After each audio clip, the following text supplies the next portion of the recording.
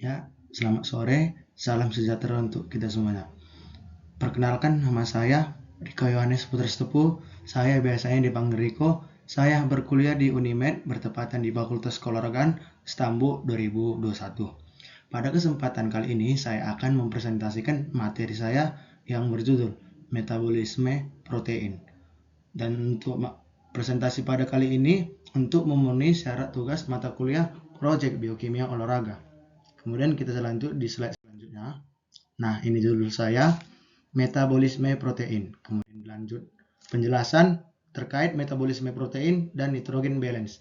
Kita masuk ke penjelasan metabolisme protein. Metabolisme protein merupakan proses anabolisme atau pembentukan dan katabolisme atau penguraian protein dalam tubuh.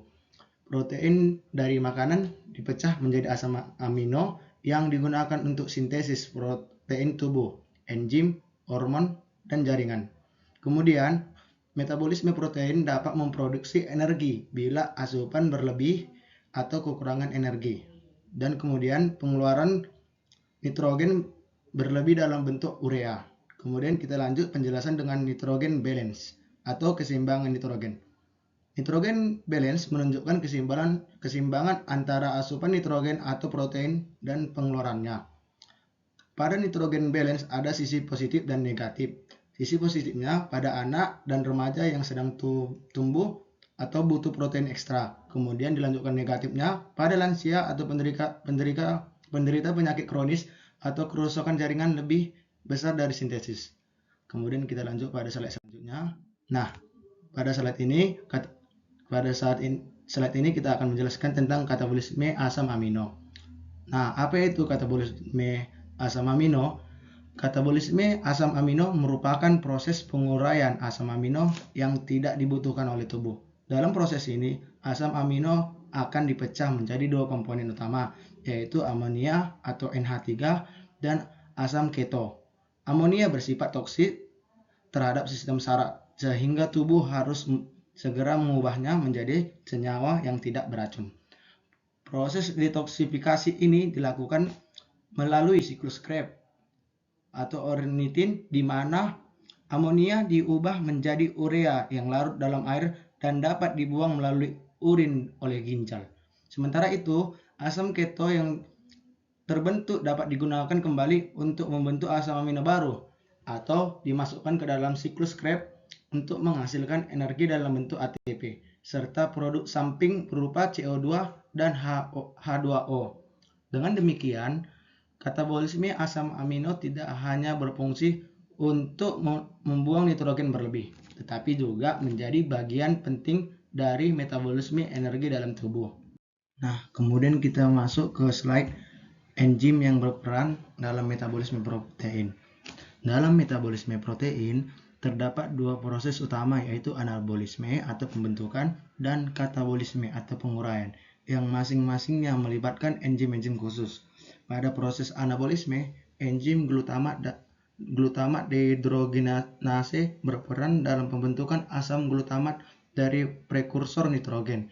Sementara itu, proses katabolisme melibatkan beberapa enzim yang berfungsi mengurai asam amino menjadi komponen yang lebih sederhana.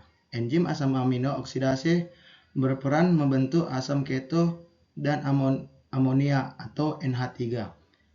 Enzim deaminase berfungsi menghasilkan senyawa hidroksida dan amonia, sedangkan enzim dekarboksilase membentuk senyawa amina dan karbon dioksida atau CO2.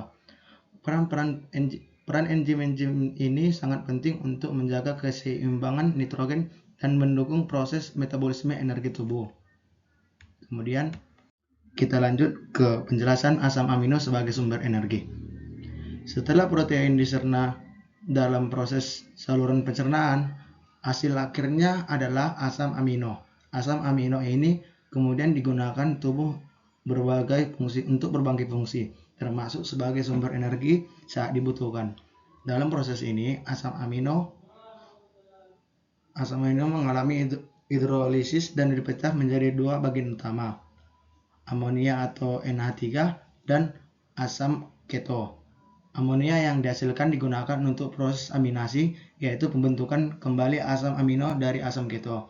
Sementara itu, asam keto terbentuk dari penguraian asam amino yang memiliki dua kemungkinan jalur metabolik. Pertama, ia dapat digunakan kembali untuk membentuk asam amino melalui proses aminasi. Dan yang kedua, asam keto dapat masuk ke dalam siklus Krebs dan diubah menjadi karbon dioksida atau CO2, air atau H2O, dan energi dalam bentuk ATP. Kemudian kita masuk ke dalam inti perhitungan energi dari asam amino. Dalam metabolisme protein, asam amino yang diubah menjadi asam keto dapat dimasukkan ke dalam berbagai titik jalur siklus Krebs untuk menghasilkan energi. Salah satu contohnya adalah asam glutamat. Setelah mengalami deaminasi menghasilkan ketoglutarat kemudian masuk ke dalam siklus Krebs dan menghasilkan total energi sebesar 24 ATP. Setelah dikurangi biaya energi untuk detoksifikasi amonia menjadi urea. Pentingnya memahami titik masuk asam amino ke dalam siklus Krebs adalah karena setiap asam amino memiliki nilai energi yang berbeda tergantung pada titik terminalnya. Misalnya asetil CO2, asam uropat, atau asam ketoglutarat. Oleh karena itu, jenis asam amino menentukan efisiensi energi yang dihasilkan tubuh. Kesimpulan, metabolisme protein merupakan proses kompleks yang melibatkan pencernaan protein menjadi asam amino, yang kemudian digunakan untuk membentuk proses jaringan tubuh, enzim hormon, serta sumber energi alternatif.